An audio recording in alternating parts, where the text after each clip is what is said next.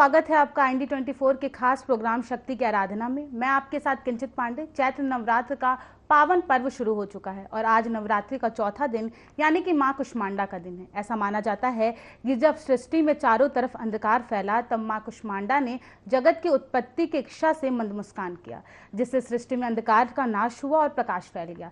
कहते हैं कि देवी की इस रूप की जो बहुत श्रद्धा भाव से भक्ति करता है उसके लिए संसार में कुछ भी करना मुश्किल नहीं। तो मां कुष्मांडा की आज क्या विशेष पूजा करें जिससे कि विशेष लाभ मिले, कार्यक्रम के माध्यम से जानेंगे। हमारे साथ स्टूडियो में मौजूद हैं खास मेहमान पंडित विष्णु राजौरिया जी। नमस्कार पंडित जी। नमस्कार। तो आज नवरात्र का चौथा दिन है, मां कुष्मांडा का दिन है, तो आज मां का कैसा स्वरूप होता है ये बताइएगा। मां कुष्मांडा 10 भुजा वाली हैं और यह अत्यंत दिव्य स्वरूप होता है, तेजस्वी स्वरूप होता है मां कुष्मांडा का। और मां कुष्मांडा एकदम रक्त वर्ण की हैं, रक्त वर्ण धारण करने वाली हैं और मंद मंद मुस्कान उनके मुखमंडल पर रहती है और सदैव वो आशीर्वाद अभय मुद्रा में विराजमान रहती हैं। उनके 8 हाथों में अस्त्र शस्त्र होते हैं और एक हाथ में कल्याणकारी माला होती है और एक हाथ उनका वरद मुद्रा में, आशीर्वाद की मुद्रा में सदैव विराजमान रहती हैं। तो ऐसी कुष्मांडा देवी बहुत दिव्य स्वरूपा हैं। जैसा उनका स्वरूप है उसी प्रकार से प्रसन्न मन से साधक को उनकी आराधना करनी होती है। तो प्रसन्नता के साथ, प्रसन्नता के भाव के साथ भगवती की आराधना करने से वो तो शीघ्र प्रसन्न होती हैं और अत्यंत श्रेष्ठ फल प्रदान करती हैं। सबसे बड़ी इनकी विशेषता यही है कि अत्यंत शीघ्र प्रसन्न होती हैं और वर प्रदान करती हैं। ब्रह्मांड की रचना करने वाली देवी के रूप में कुष्मांडा को पूरे जगत में सारे देवी देवताओं के द्वारा, साधकों के द्वारा पूजित किया जा रहा है। जैसा कि आपने उल्लेख किया था कि जब सृष्टि की उत्पत्ति के पूर्व पूरा ब्रह्मांड अंधकारमय था, तो उसी समय जो आदिदेव हैं उन्होंने भगवती से प्रार्थना की। आदिदेव कौन है? ब्रह्मा, विष्णु और महेश। इनमें सृष्टि के उत्पत्तिकर्ता, पालनकर्ता और सृष्टि के संहारकर्ता तीनों यही देवता होते हैं। तो भगवती कुष्मांडा से प्रार्थना की कि संसार की, ब्रह्मांड की रचना करें। तो ब्रह्मांड की उत्पत्ति कुष्मांडा देवी के द्वारा ही की। तो ब्रह्मांड जो है वो कुष्मांड के आकार का है और इनका नामकरण भी उसी आधार पर कुष्मांडा के रूप में हुआ। और हमारे यहाँ चैत्र नवरात्र चल रहा है, चतुर्थी तिथि में भगवती कुष्मांडा का पूजन होगा। और आज यह दिन अत्यंत शुभ दिन है। चतुर्थी तिथि, शुक्रवार का दिन, रोहिणी नक्षत्र, बहुत अत्यंत शुभ समय है। तो आज कुष्मांडा की अर्चना अत्यंत श्रेष्ठ फलदायी है। मां कुष्मांडा की महिमा क्या है? पूजा करने से किस तरीके की भक्तों को फल प्राप्त होता है? देखिए, मैंने अभी उल्लेख किया था, कुष्मांडा देवी अपने भक्तों को प्रसन्नता देती हैं, आह्लाद देती हैं, उनके परिवार में सुख शांति प्रदान करती हैं। कुष्मांडा देवी अन्न धन के भंडार भर देती हैं, जिससे साधक का मन अत्यंत प्रसन्न होता है और वो बड़ी तल्लीनता के साथ पूरी मनोयोग से भगवती कुष्मांडा की आराधना करने में भी सक्षम होता है। तो ऐसी देवी की आराधना करने से मुख्य रूप से साधक को प्रसन्नता की, शांति की प्राप्ति होती है। मां कुष्मांडा की पूजा कैसे की जाती है? क्या क्या विधि होती है इनकी पूजा करने का? क्या विशेष पूजा में कुछ प्रयोग होता है? देखिए, भगवती की आराधना बड़ी सावधानी और पवित्रता के साथ करनी चाहिए। हमारे यहाँ शास्त्रों में पूजन की विधि वर्णित है। पूजन की विधि का निर्धारित क्रम होता है। हमारे यहाँ सर्वाधिक प्रचलन में सामान्य रूप से षोडशोपचार विधि का पूजन किया जाता है, उपयोग किया जाता है। तो सबसे पहले अपने घर के ईशान कोण में, जहाँ पर आपने देवी जी की स्थापना की हुई है, उस स्थल को बिल्कुल साफ स्वच्छ करें। भगवती की प्रतिमा को जहाँ पर स्थापित किया है उनको पाद्य, अर्घ, आचमन और मधुपर्क अर्पण करके, पाद्य अर्घ ये पवित्र जल से होते हैं जिसमें गंगोदक मिला हुआ होता है, और मधुपर्क जो है वो दूध, दही, घृत और इनके मिश्रण से बनता है। मधुपर्क अर्पित मधु के मिश्रण से बनता है। तो इनको मधुपर्क अर्पित करने के बाद में फिर भगवती को स्नान कराएं। स्नान कराने के उपरांत उनको साफ स्वच्छ वस्त्र से उनको प्रोक्षण करके अपने स्थान पर विराजमान करें। उनको सुंदर रक्त वर्ण के वस्त्र धारण कराएं और देवियों को रक्त चंदन प्रायः चढ़ता है, लेकिन भगवती कूष्मांडा को पीत चंदन अत्यंत प्रिय है। तो जो मल्यागिर चंदन है उसमें केसर मिलाकर पीत चंदन भगवती को मस्तक पर धारण कराएं, अक्षत धारण कराएं और पीत पुष्पों की माला, पीले पुष्पों की माला कूष्मांडा को अत्यंत प्रिय है। सामान्य रूप से देखा होगा आपने कि अधिकांश देवियों को रक्त वर्ण की माला पुष्प बहुत प्रिय होते हैं, लेकिन यहाँ कूष्मांडा को पीत वर्ण के पुष्प अत्यंत प्रिय होते हैं। तो पुष्पमाला चढ़ाकर उनको अबीर, गुलाल, सिंदूर से सुसज्जित करें। इसके उपरांत धूप दीप से वातावरण को आच्छादित करें। भगवती को धूप अर्पित करें और दीप अर्पित करें। दीप भी शुद्ध घी का होना चाहिए, गाय के घृत का होना चाहिए। तत्पश्चात हस्त प्रक्षालन करके भगवती को भोग लगाएं। और भोग लगाते समय आपका मन प्रसन्न होना चाहिए और पूरे हृदय भाव से, भक्ति भाव से भगवती को भोग अर्पण करना चाहिए। कूष्मांडा के भोग में मुख्य रूप से मालपुआ और भीगे हुए चने उनका प्रसाद बनाकर भगवती को भोग अर्पित करें, ये उनको अत्यंत प्रिय है। तत्पश्चात आचमन कराकर उनको तांबूल अर्पित करें। तांबूल अवश्य अर्पित करना चाहिए भगवती को। तांबूल के उपरांत पीत फल, पीले रंग के जो फल हैं जितने भी उपलब्ध हो सकते हों, कम से कम 5 फल भगवती की सेवा में अर्पित करें।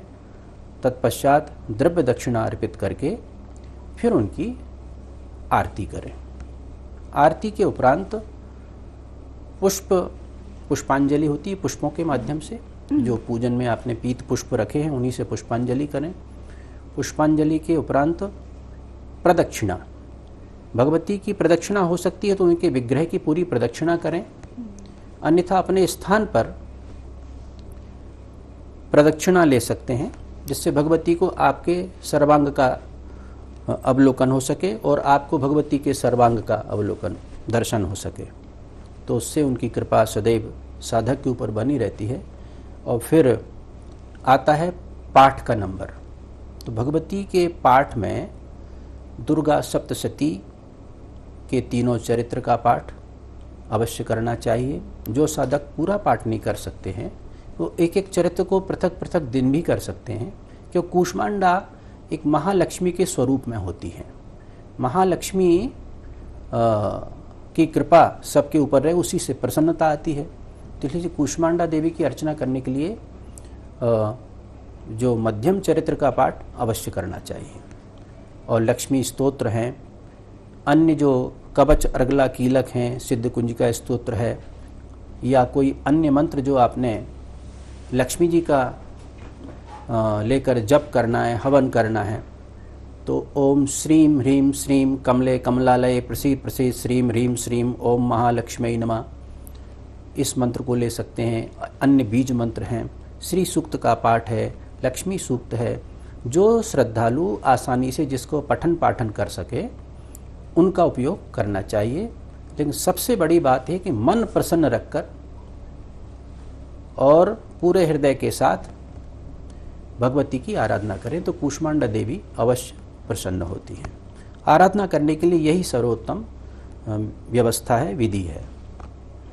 कुष्मांडा माता के लिए विशेष मंत्र, जो भक्त बहुत बिजी होते हैं, उस टाइम वो पूरा टाइम नहीं दे पाते, ऑफिस जाना होता है, तो उन लोगों के लिए कोई ऐसा टाइम जो कम टाइम में पूजा कर ले, मंत्र? देखिए, पूजा में समय, पूजा 3 प्रकार की होती है, छोटी, बड़ी, मंझोल। तो जिस साधक के पास जितना समय उपलब्ध हो और वो उसमें जितना समय देना चाहते हैं, तो हमारे सनातन धर्म में सब व्यवस्थाएं हैं। सबसे छोटी पूजा होती है पंचोपचार पूजा। 5 उपचार में पूजा हो जाती है। गंध, अक्षत, पुष्प, धूप, दीप, नैवेद्य करके पंचोपचार हो जाता है। लेकिन षोडशोपचार पूजा में कुछ समय लगता है। और इससे बड़ी होती है राजोपचार पूजा, जो लोग पूरी तरह से अन्य कार्यों से अवकाश लेकर पूजा करते हैं, वो राजोपचार विधि से पूजा कर सकते हैं, जिसमें कुछ घंटों का समय लगता है और बड़ी साधना होती है। उसमें पूरी तरह से पूजा में फिर वो रम जाते हैं। लेकिन जिनके पास समय नहीं है तो उनको नवारण मंत्र अवश्य याद कर लेना चाहिए। नवारण मंत्र एक ऐसा मंत्र है देवी जी का जिसमें ऐम, ह्रीम, क्लीम 3 बीज होते हैं। ऐम बीज है महाकाली का, ह्रीम बीज है महालक्ष्मी का और क्लीम बीज है महासरस्वती का। तो महालक्ष्मी, महाकाली, महासरस्वती तीनों ही इस मंत्र के अंदर विराजमान रहती हैं। तो ओम ऐम ह्रीम क्लीम चामुंडायै विच्चे। तो आपको किसी अन्य मंत्र की आवश्यकता नहीं होगी। इस बीज मंत्र के माध्यम से आप प्रत्येक देवी को प्रसन्न कर सकते हैं और कूष्मांडा जी को भी कर सकते हैं। भगवती कूष्मांडा इस मंत्र के द्वारा जप करने से, हवन करने से बहुत प्रसन्न होती हैं। एक बात और है, कूष्मांडा को, कूष्मांड एक फल होता है जिसको पेठा भी बोलते हैं, कूष्मांड होता है जिससे पेठा का निर्माण होता है। कूष्मांड उनको अत्यंत प्रिय है, तो आप पेठे का भोग भी लगा सकते हैं, कूष्मांड का भोग भी लगा सकते हैं, कूष्मांड अर्पित कर सकते हैं। और भगवती कूष्मांडा श्री वृद्धि को देने वाली है। जब श्री वृद्धि होती है तो प्रत्येक साधक का मन भी प्रसन्न हो जाता है। तो वह कूष्मांडा की आराधना करने से, मुख्य रूप से श्री वृद्धि होने से आपका साधक का मन प्रसन्न रहेगा और देवी जी का हृदय हमेशा प्रसन्न रहता ही है। तो इसलिए कूष्मांडा की आराधना बड़े मनोयोग से करनी चाहिए। बहुत से लोग 9 दिन का व्रत रहते हैं, कुछ लोग 5 दिन में व्रत तोड़ देते हैं। तो कठिन व्रत रहने से क्या फायदा मिलता है, और अगर हम 3-4 दिन में उपवास तोड़ दे तो उससे क्या कुछ नुकसान है भक्तों को? देखिए, व्रत और उपवास साधक की शारीरिक स्थिति और उसके संकल्प शक्ति पर निर्भर करता है। आज भी ऐसे ऐसे साधक हैं जो 80-85 वर्ष की आयु पार कर चुके हैं, लेकिन 9 दिन तक केवल जल पीकर या नारियल पानी पीकर, केवल दूध पीकर या एक फल खाकर ऐसे अखंड व्रत 9 दिन तक वो आसानी से कर लेते हैं, और इसके अधिक दिनों का भी कर लेते हैं, कई महीनों का भी कर लेते हैं। और कुछ तो अभी साधक ऐसे हैं जो इनको अनेक वर्ष हो गए हैं तो केवल दुग्ध पान कर रहे हैं या केवल एक फल खा रहे हैं। इस तरह के साधक भी बहुत सारे हमारे यहाँ। सनातन की शक्ति बहुत अद्भुत शक्ति होती है, जिसके अंदर संकल्प आ जाए। जब संकल्प हृदय में विराजमान हो जाता है तो फिर उनको कोई कठिनाई नहीं होती। लेकिन जो साधक ग्रस्त जीवन में हैं और उनको बहुत अधिक शारीरिक श्रम करना पड़ता है, तो उनको इतना व्रत करना संभव नहीं है, तो वो एक समय सात्विक भोजन करके 9 दिन का उपवास कर सकते हैं। तो सायंकाल की जब पूजन अर्चन आरती आप पूरी कर लें, क्रम पूरा कर लें, इसके बाद भोग लगाकर भगवती का प्रसाद ग्रहण करें। इस तरह से आप एक बार प्रातःकाल का सत्र जो है वो निराहार रहें, केवल जल पिएं, और सायंकालीन सत्र में भगवती की अर्चना करने के बाद आप भोजन ग्रहण करें। तो वह भी व्रत के समतुल्य होता है। अन्यथा फलाहार की व्यवस्था है, हमारे शास्त्रों में वर्णित है फलाहार। फल और दूध का सेवन करके आप 9 दिन तक व्यतीत कर सकते हैं। पर्याप्त फल उपलब्ध हैं, हमारी प्रकृति ने हमको फलों से इतना भरा हुआ है। अनेक प्रकार के ऐसे पौष्टिक फल भी उपलब्ध होते हैं। तो विशेष रूप से दाडिम, अनार और सेव फल ये भगवती को भी प्रिय हैं और साधक के भी बहुत काम के हैं, साधक के स्वास्थ्य वर्धक हैं। तो इनका उपयोग करके वो व्रत को आसानी से कर सकते हैं। कदली फल है, ये हमारे भगवान विष्णु को अत्यंत प्रिय है। कदली फल देवी जी को भी प्रिय है। ऐसे फलों का सेवन कर सकते हैं। इसमें बहुत खट्टे फलों का उपयोग नहीं होता है, मीठे फलों का ही उपयोग प्रसाद में किया जाता है। जब नवरात्र आता है तो कुछ भक्त ऐसे जो कभी पूजा नहीं करते हैं पर नवरात्र के टाइम में ज़्यादा पूजा करते हैं, तो क्या हमेशा पूजा करना ज़रूरी है या हम नवरात्र के समय पूजा करें तो लाभ हमें बराबर मिलेगा? देखिए, ये श्रद्धा और आस्था का विषय है। सनातन धर्म में जैसा मैंने कहा ना कि बहुत लचीला है।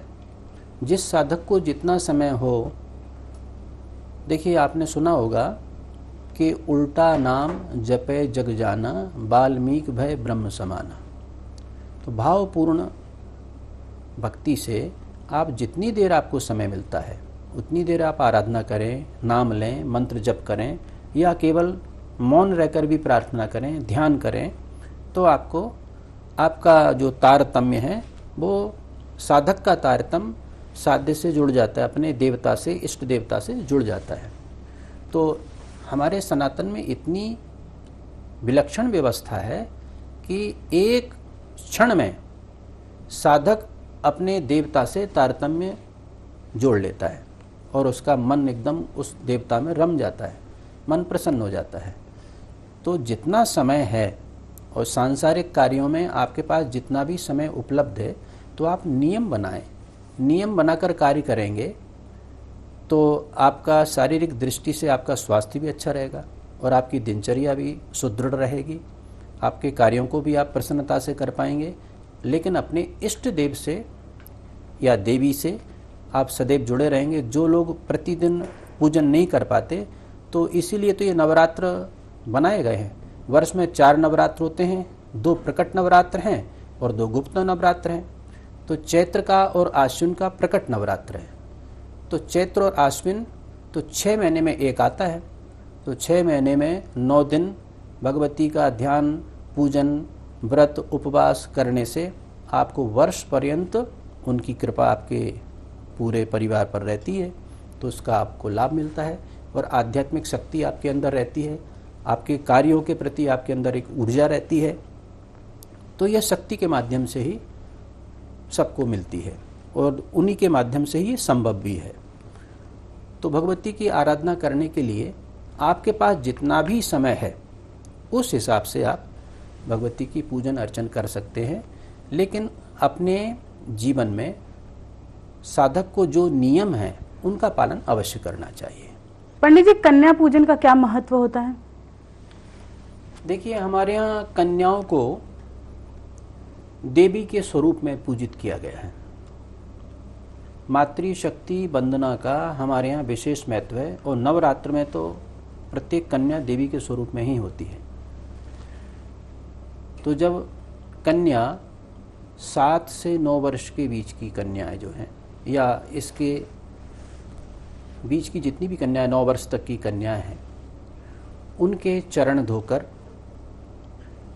उनकी पूजन अर्चन करना चाहिए तिलक चंदन लगाकर, और उनको उनके धारण करने योग्य सुंदर वस्त्र उनको प्रदान किए जाएं और उनको सुपाच्य और सुमधुर भोजन कराया जाए, जिसमें खीर, पूड़ी, हलवा अवश्य होना चाहिए।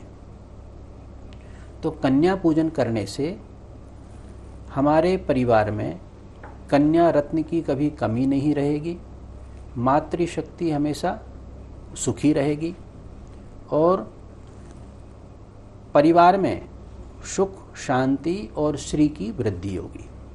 कन्या का पूजन करने से हमको देवी के तीनों स्वरूपों की कृपा प्राप्त होती है।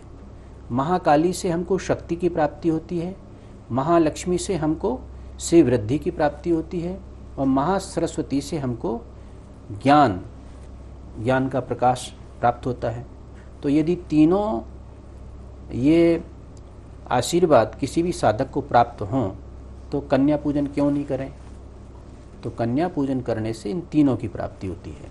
इसलिए कन्या पूजन नवरात्र के पर्व पर और नित्य प्रति कन्या के प्रति आदर का भाव सबको रखना चाहिए। आदर का भाव रखेंगे, उनका सम्मान करेंगे, तो आपको भी अपने जीवन में इन तीनों शक्ति भी प्राप्त होगी, श्री वृद्धि भी प्राप्त होगी और ज्ञान कौशल भी प्राप्त होगा। ऐसा इसलिए कन्या पूजन का बहुत अधिक महत्व होता है। जब भक्त व्रत रखते हैं तो व्रत रखने में किन किन नियमों का पालन करना चाहिए? हाँ, जब हम व्रतोपवास करते हैं तो सबसे पहले तो हमारी जिस देवता के प्रति हम आराधना कर रहे हैं, जिन देवी देवता की उपासना कर रहे हैं, उनके प्रति हमारे हृदय में अगाढ़ श्रद्धा होनी चाहिए, विश्वास होना चाहिए। और व्रत के समय हमको पवित्रता का, स्वच्छता का, इसका विशेष ध्यान रखना चाहिए।